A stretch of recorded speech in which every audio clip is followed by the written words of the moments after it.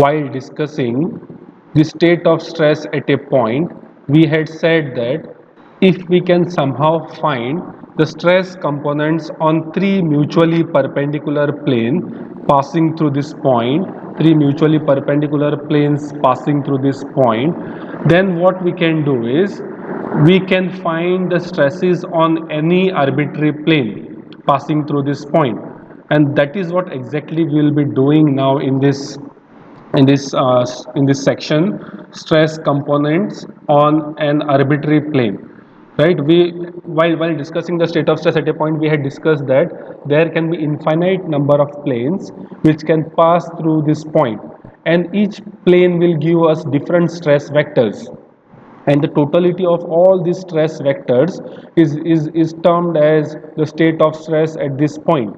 But it won't be feasible for us to find the stress vectors on every plane passing through this point, and therefore this equation will be very helpful to us. This equation is also called as Cauchy's stress formula, because Cauchy was the person who found this, who derived these equations.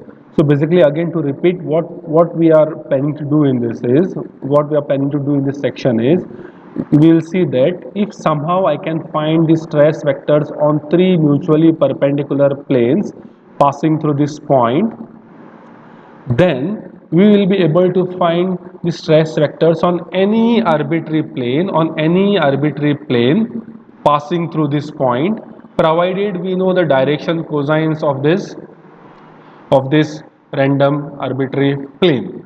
And now for this, what we will do is, we will take this point here, this point we have taken it here, we have taken this point P here, all right, from this entire body. I have just taken this point, and then what we will do is, we will take our frame of reference, that is Cartesian coordinate system, through this point. So this point itself, will consider it to be origin, and then I will draw three axes passing through that point. So our three axes will be x axis, y axis and z axis, which are mutually perpendicular to each other.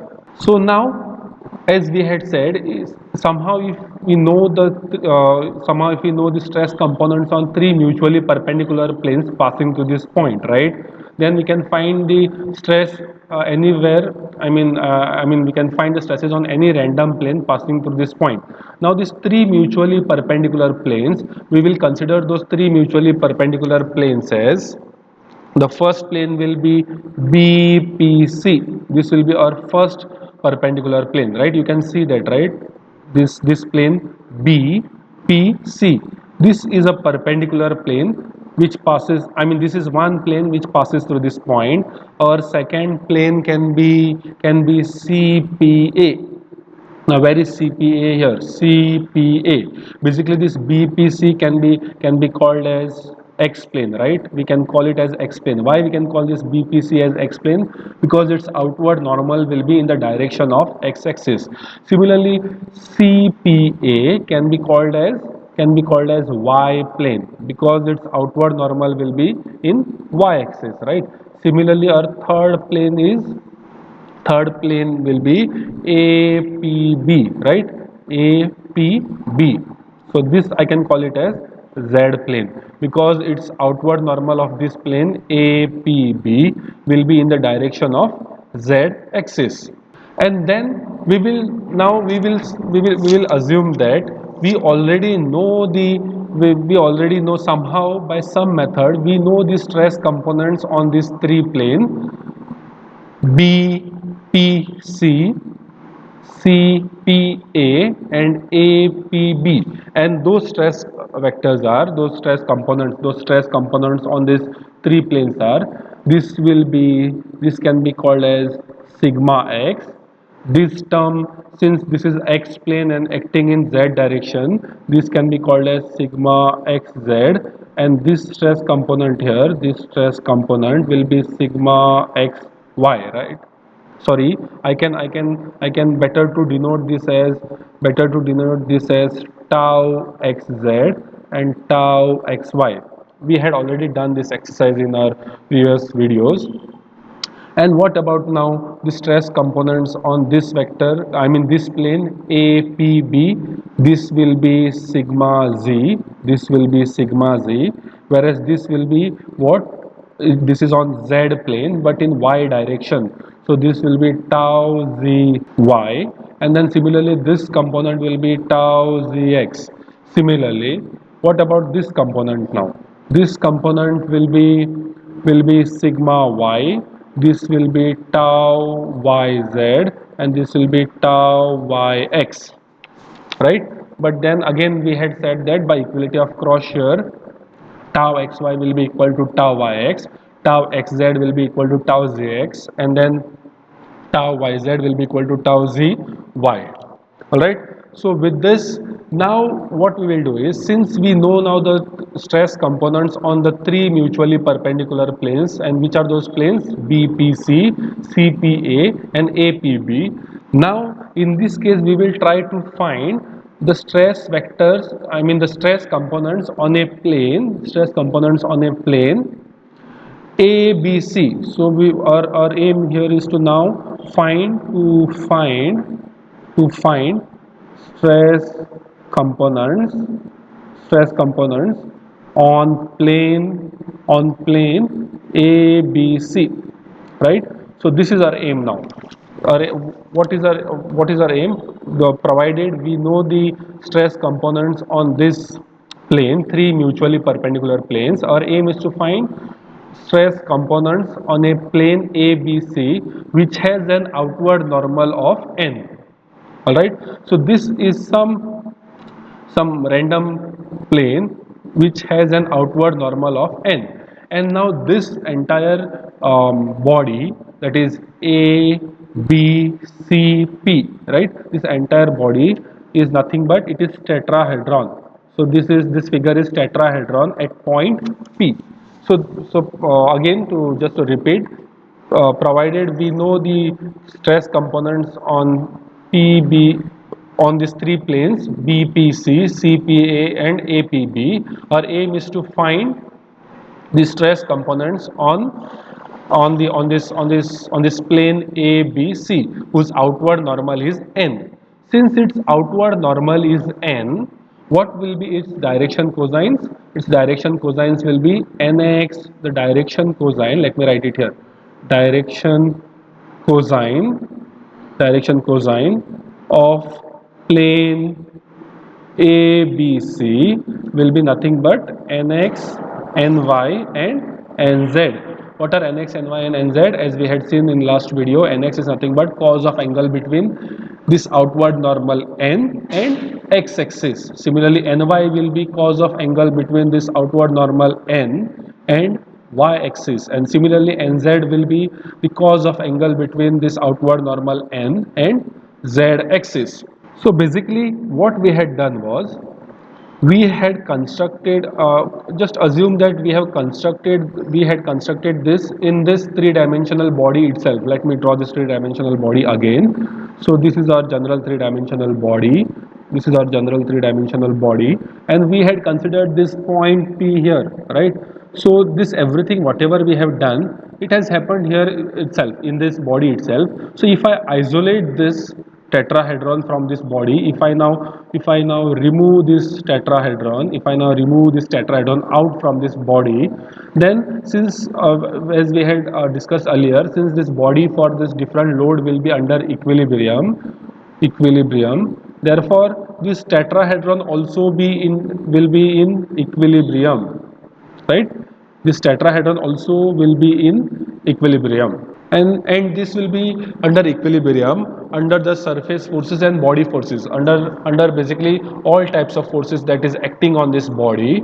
This tetrahedron will be under equilibrium. And then again, let me remind you, although this tetrahedron looks here very big, it is in the limit as its dimensions, delta x, delta y, delta z, basically all the dimensions tends to 0. So that means this tetrahedron is very small, it is just enclosing this point.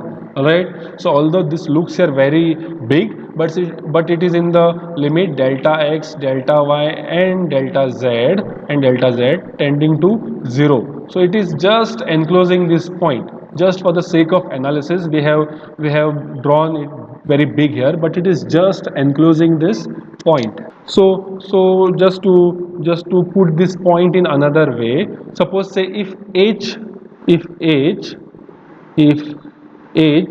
is the perpendicular distance, if h is the perpendicular distance between point p and plane plane ABC, if h is the perpendicular distance between point P and this face ABC, right? You all can imagine this, right? It is a perpendicular distance between this point P and ABC.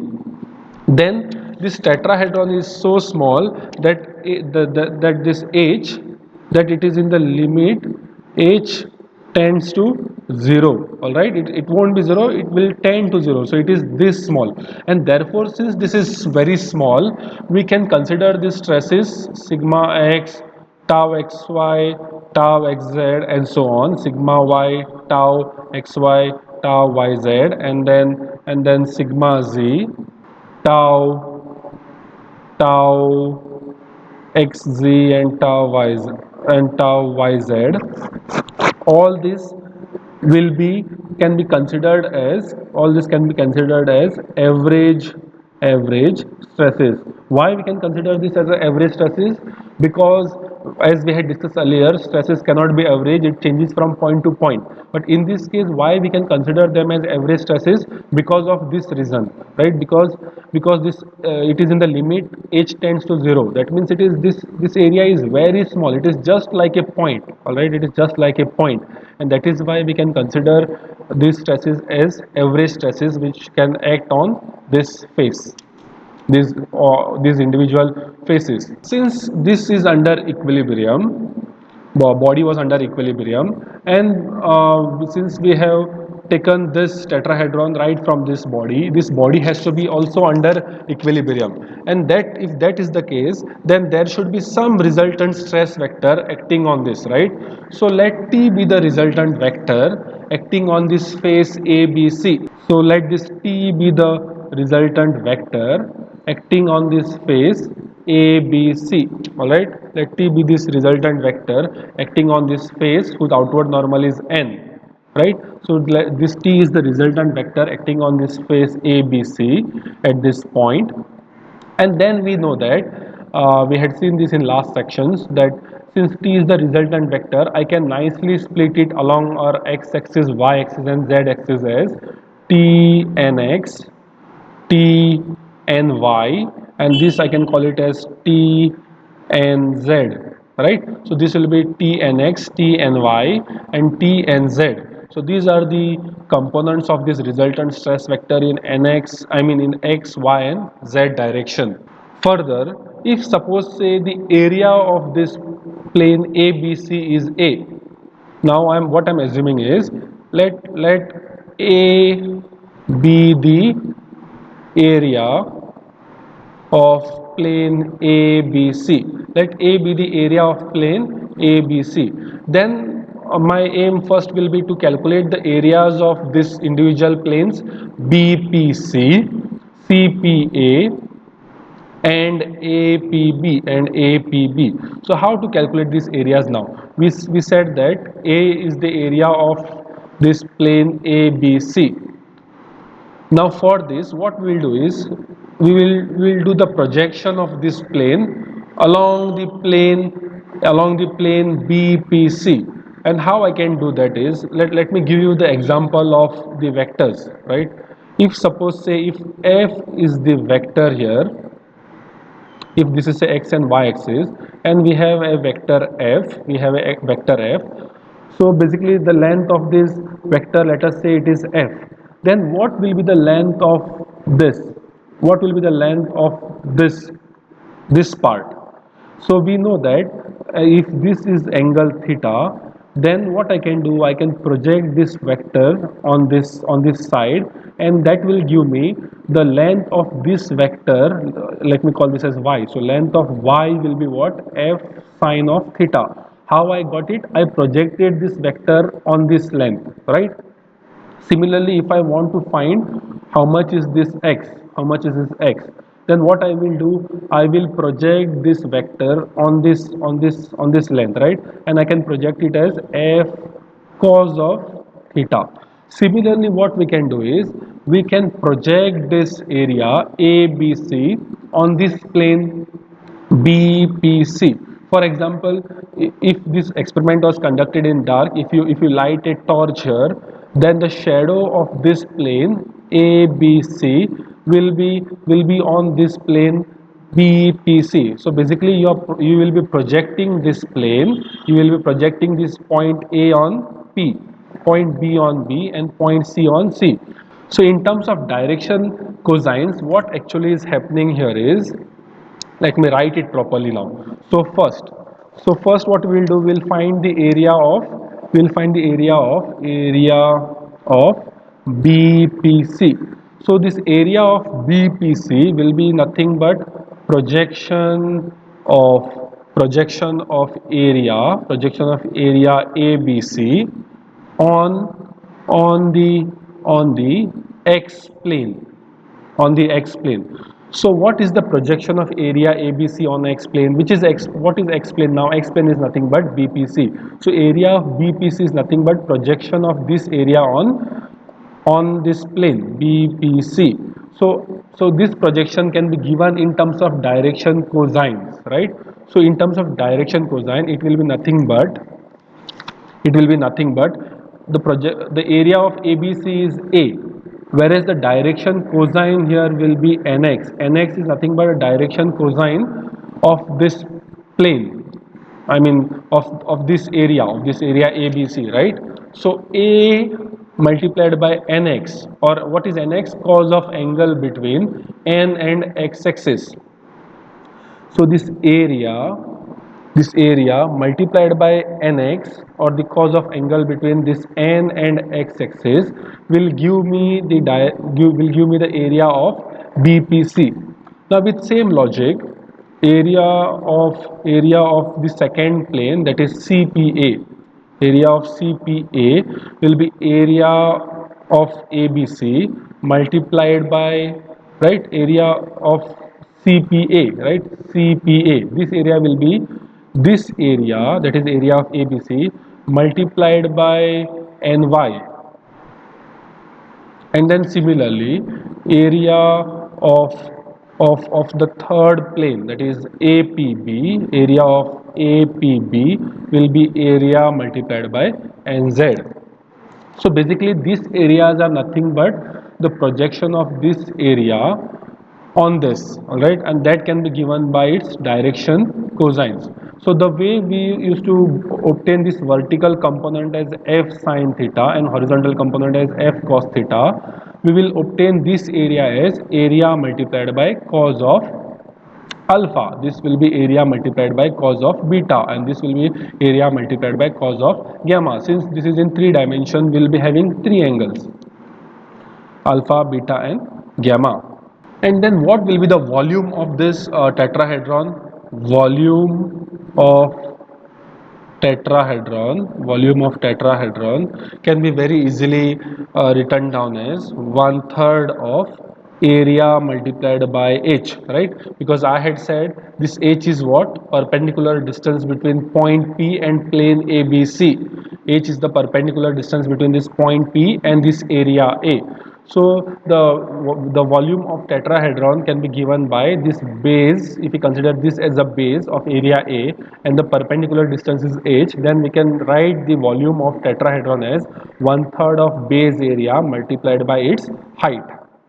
All right, so this will be the volume of tetrahedron. And then since we had said that this is under equilibrium for the types of forces like body forces, surface forces, and so on, then the components of the body forces can be considered as components of body forces can be considered as gamma x in x direction, gamma y in y direction, and gamma z in z direction. So these are the components of body forces in x, I mean in x direction, in y direction, and in z direction, right? So in this three direction, let this be the components of body forces, because again, since these are forces, we can always resolve them in x, y, and z direction. Now what is our aim? Again, what is our aim? Our aim is to find stress components on this plane ABC, provided we know the direction cosine of this plane, that is nx, ny, and nz, right? The direction cosines of these planes will be nx, ny, and nx, let me mark it here, it will be nx, ny, and nz. So this will be its direction cosines. So our aim is to determine the stress components on plane ABC, provided we know its direction cosines, that is nx, ny, nz, and we know the stress components on the three mutually perpendicular planes. So this is what we need to do, and for this what we are going to do is we will now take the equilibrium equations. All right. So for equilibrium of this tetrahedron, for equilibrium of this tetrahedron, for the equilibrium of this tetrahedron, what should happen is the sum of forces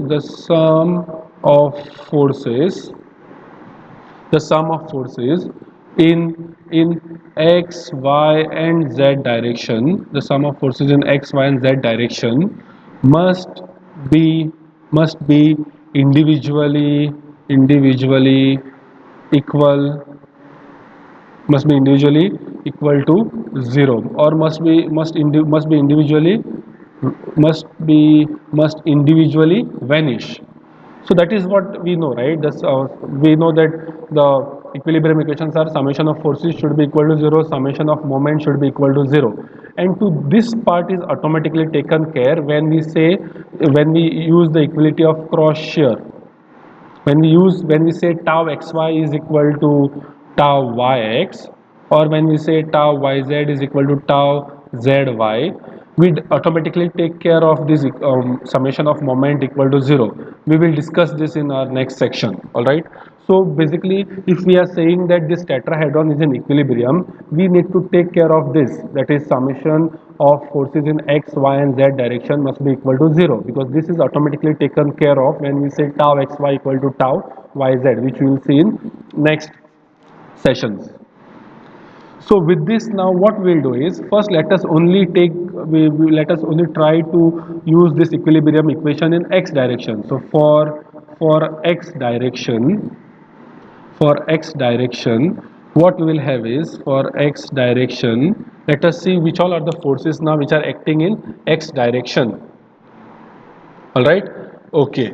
Now let me tell you that we are looking for the force equilibrium, right? So we have to accordingly identify what are the forces which are acting in x direction.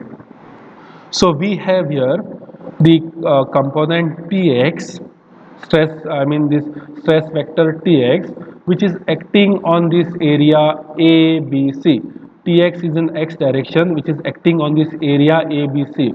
So how much will be the force now in x direction because of this stress vector?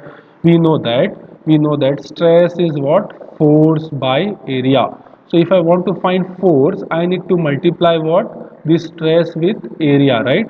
So because of this, if I want to find the force in x direction, it will be nothing but this vector t and x multiplied by this area. So this force vector will be stress multiplied by area. So stress vector t and x multiplied by this area, and it is acting in positive x direction. So this will be our first force. So to write down this force equilibrium equation, it will be t and x multiplied by a, right? It is in positive x direction. Now let us see which all are the other forces which will be acting in x direction. Now which are the other forces which is acting in x direction here? There is this sigma x, and it is acting on which area? It is acting on area BPC. And what is the area? What is the area of BPC? Area of BPC is area A into NX, right? A into NX, and we have here sigma x. So this, the force in x direction because of sigma x will be sigma x multiplied by a and x, and since it is in the opposite direction to that of our x axis, it will be minus. So our second component will be minus sigma x a and x, right? Then, is that all, or there are any other stresses which are acting in x direction? There are other stresses also, right? We have here tau zx, which is again acting in x direction, but on which plane? It is acting on APB, right? And what is the area of APB? It is nothing but A into NZ, right? APB is A into NZ. So this will be minus sigma Z A into NZ. Similarly, now we have this third plane, which wherein this component tau yx is acting in x direction, and again it is, since it is in opposite direction, it will be minus. So it will be minus, force will be minus tau yx multiplied by area of this plane, that is CPA. And how much is the area of CPA? It is A into NY. So this will be minus, sorry, this is not sigma z, all right? This is how much? This is tau xz. This is tau xz. And similarly here I have tau xy. So this will be minus tau xy multiplied by A into n into ny. All right, so is that all which is acting in x direction? We considered this, we considered forces because of this stress, we considered forces because of this stress, and then we considered forces because of this stress vector.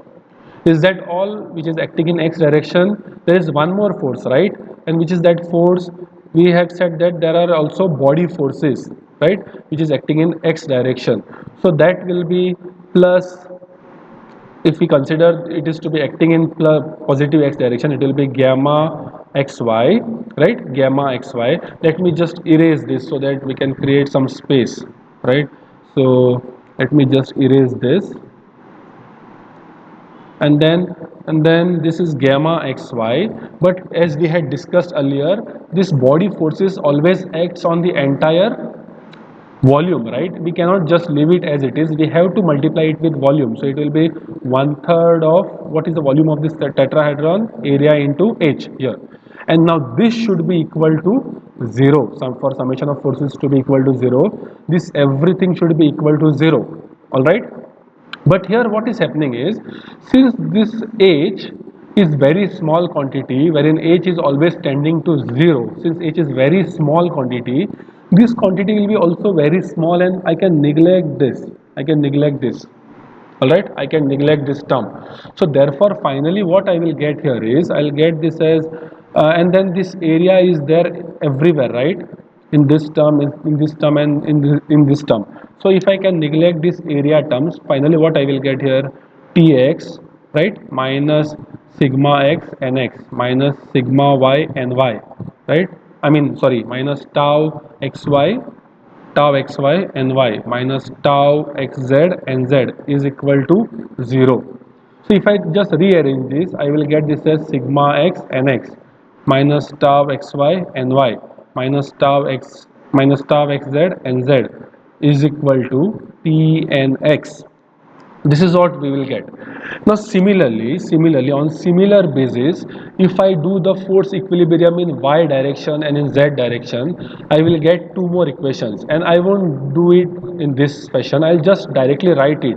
And how I can write those remaining two equations is, remember that in case of this course advanced mechanics of solids, these indices will change in following manner.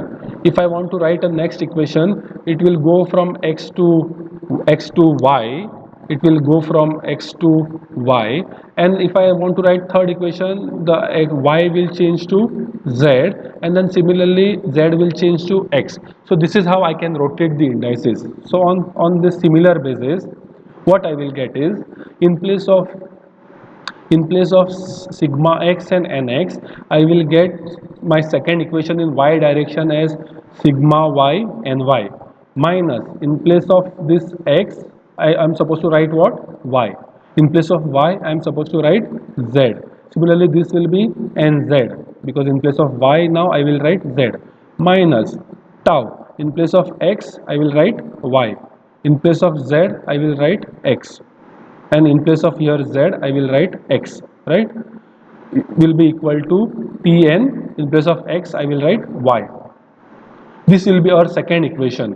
And what will be our third equation now? Again, here third equation will be with respect to this now. In place of y I can write z. In place of y I can write z. Similarly, what else I will get here? This will be, sorry, this should be plus, right? This should be plus, because all these three quantities are minus. Once I take it on other side, this will be plus. So this will be now tau. In place of y I will write z. In place of z I will write x. So just rotate it this way, x y z, x y z. So this will be nx plus tau zy, and y will be equal to tau and z. So if I want to rewrite this, all these three equations, I can write them in following fashion.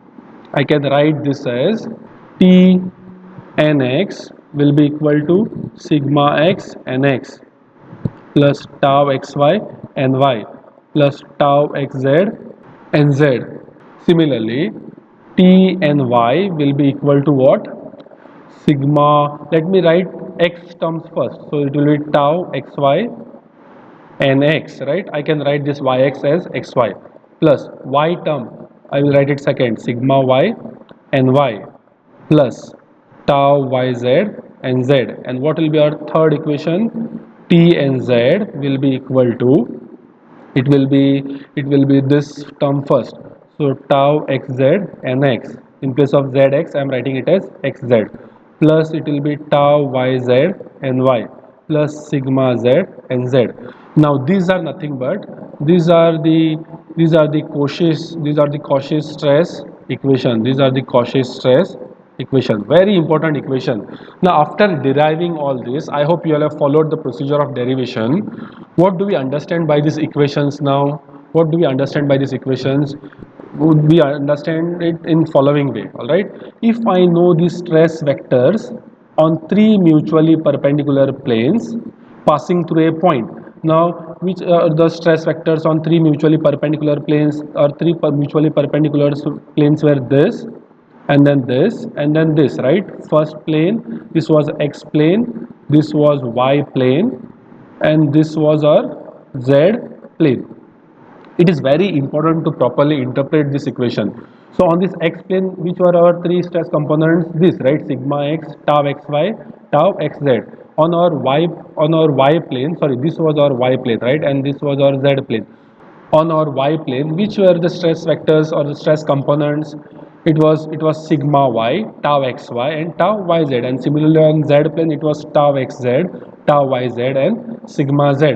And then what are these nx, ny, and nz? These are the direction cosines of a plane on which I want to find the stress vectors or the stress components, right? Nx, ny, nz is the direction cosine of this plane. So basically, if I know the stress components on three mutually perpendicular plane, then I can find the stress components on any plane passing through this point, right? Even this plane is passing through this point. The reason is, we had said that h tends to 0, so this is very close to this point P, right?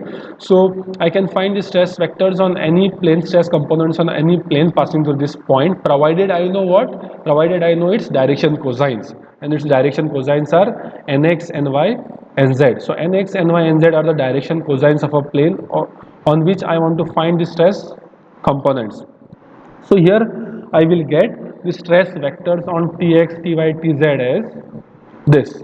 So this is nothing but our Cauchy's stress vector, stress formula. These are nothing but our Cauchy stress formula. A very important equation which is used in this theory, that is theory of elasticity.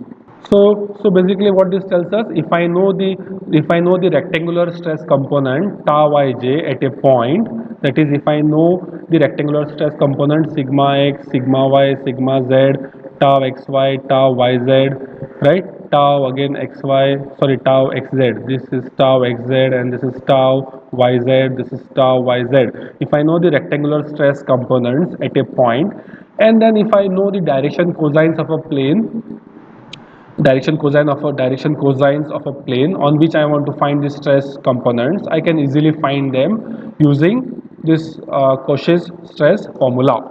In terms of indices, I can simplify this equation as follows. What I can do is I can show this indices x, y, z as I. All right, where I goes from what, x to y to z. Further, I can write this as tau ix into nx plus tau iy into ny plus tau iz into nz. So what does this mean? Once I use this I as x, what will I get? I will get this first equation, right? Tau tx equal to tau, in place of I have now x, and then this will become tau xx. And if you remember, I had told you all, right, tau xx is nothing but sigma x. So this will become sigma x and x, plus this will become xy, that is tau xy and y, plus tau xz and z. Similarly, now after x, or what is our second indices? It is y. So it will become tau, so ty equal to tau xy nx plus tau yy is nothing but sigma y ny plus tau yz nz, and so on. Further, if I further want to compress this, I can write this as ti as I can just write this as summation of j and j, and this will be tau ij. Further, I can compress it in this fashion. Now this kind of notations are used when we code this equation. So while coding this equation, these initial notations become a very useful tool. All right, you can just remember this equation still here, but this is always helpful when you'll be coding this. See, this big equation, this set of three equations, we have compressed it just to this level, right? So wherever the indices are repeating, that means it is sum, we have to sum them up, and so on. All right, so this is how we can express it in terms of a compressed form or indicial notation form. Further, if I know that if I get this now three stress vectors tx, ty, tz, if I get these three stress vectors tx, ty and tz, I can find the resultant stress vector on this plane as which we had done this last time. I can find the resultant stress vector on this plane as tn square is equal to tx square plus ty square plus tz square. I can use this equation. Further, now if I want to find what are the normal and shear stresses on this plane, what are normal and shear stresses on this plane, what I can do, I can first, with the help of this, I can find the resultant stress vector. Then I can use my this equation, right? Resultant stress vector is also equal to sigma n square plus tau n square, right? We had seen this, how we can resolve this resultant stress vector the way we want. We can either resolve it in terms of normal and shear stress vector, or we can resolve it in terms of the stress vectors in x, y and z direction. All right, so at this stage I will make one statement saying since, let me just write it first. Since the normal since the normal stress is equal to since the normal stress is equal to since the normal stress is equal to the projection to the projection of to the projection of Tn the projection of Tn along the normal, it is also equal to the sum of the projections of its component T and X, T and Y, T and Z along N.